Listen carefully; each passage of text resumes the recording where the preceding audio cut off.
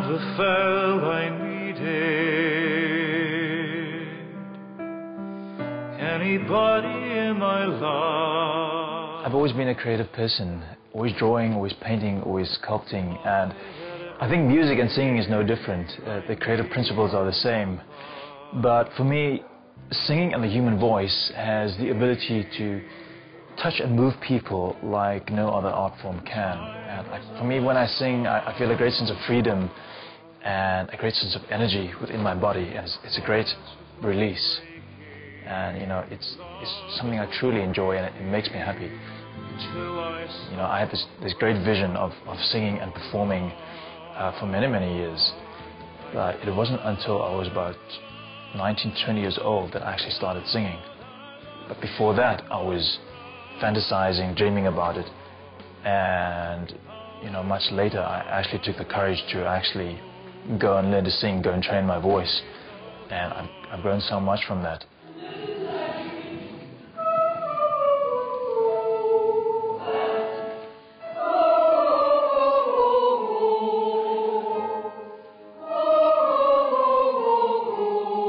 My dad passed away last year. I just thought, wow, I need to get things going in my life. Things are stagnant. It's not really happening for me. And since then, from the word get-go, it was just, I'm here, there, with the choir, with bands, rehearsing, left, right, and center. Just everything just exploded. I think I owe everything to just having faith. You know, faith has been my biggest winner here. I feel that without God in my life, I don't know where I would be.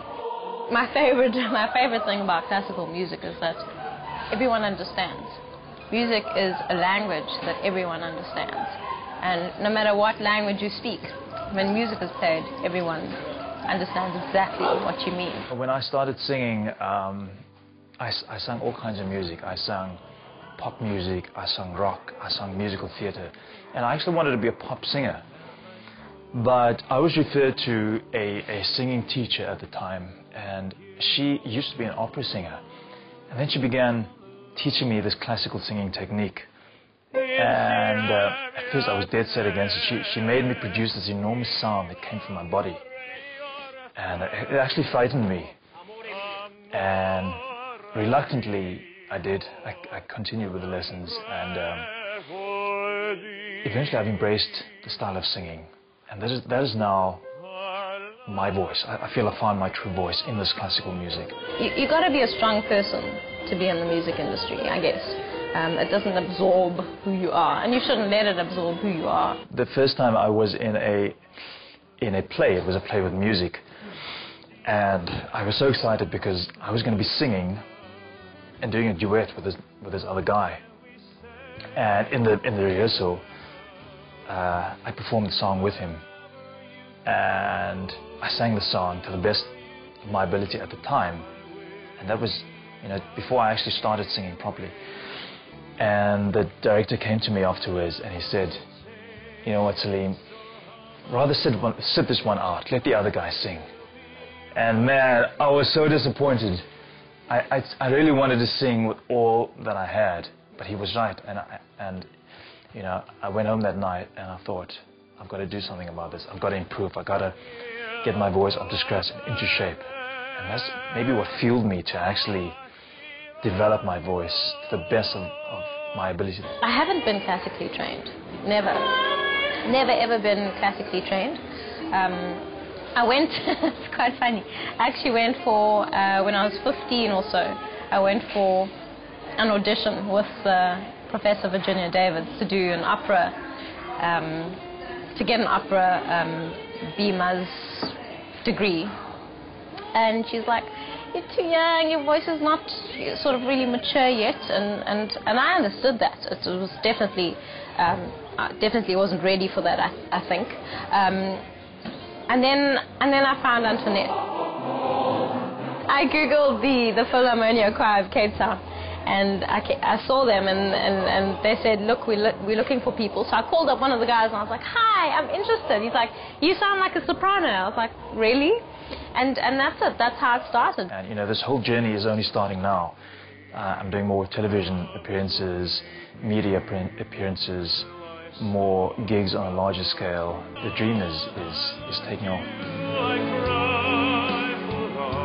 It's been a wonderful ride. I've met some amazing people who have helped me realize my dreams as a singer.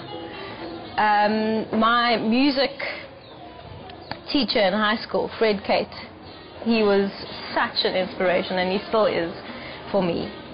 There's so many teachers, in fact, that have had that kind of experience in my life. My mom, wow, what an inspiration. Leigh, why are you not singing? Go for it, you know, just the sky's the limit, you know. And my mom always used to encourage me.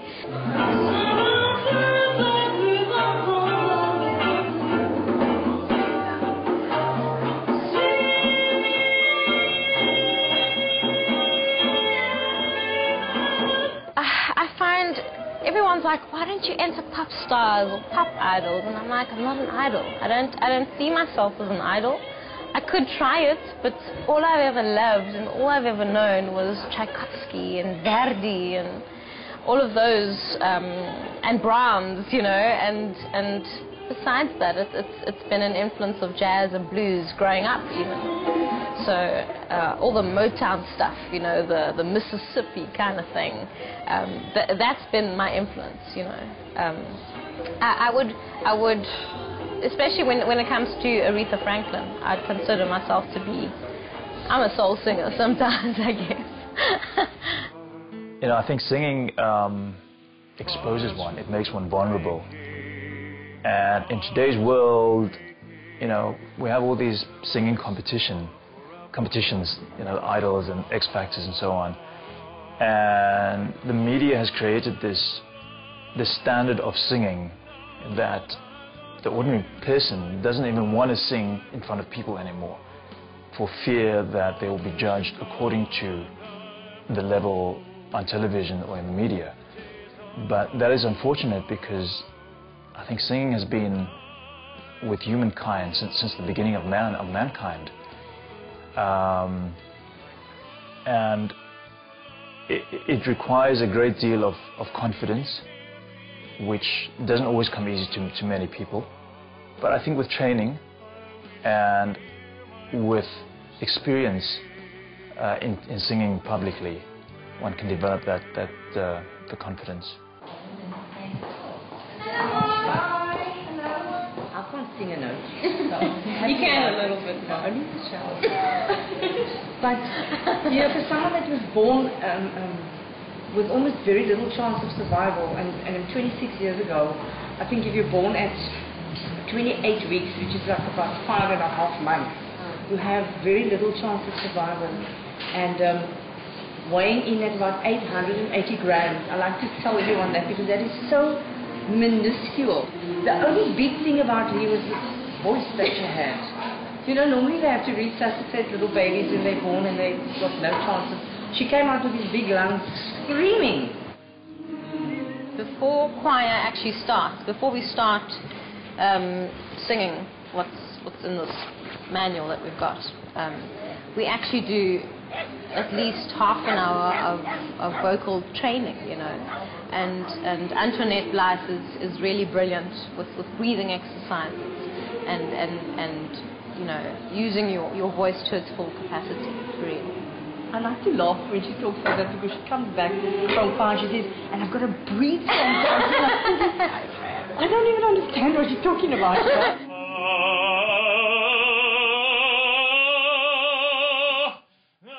You know, when I sing and when I'm truly into it, and this doesn't necessarily happen all the time, but sometimes when you truly get into singing, and I can be alone by myself, it feels like time stands still, and there are no worries of the harsh realities of life.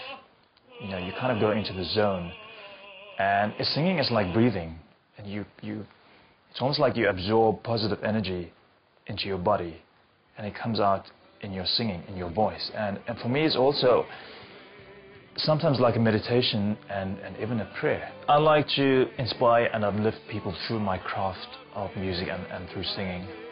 And besides that, if I can instill a sense of belief that people can achieve something that will blow their mind if they do, that for me would be a great reward. I believe that every person should reach for their dreams and make it a reality. Success, I think, is being able to do what you truly love doing as much as you can.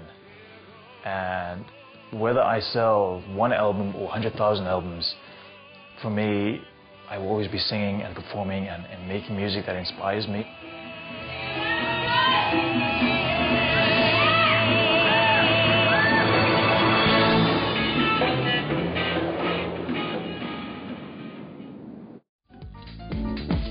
If you have any stories in your community, email us at info@groundup.org.za or visit our website on www.groundup.org.za.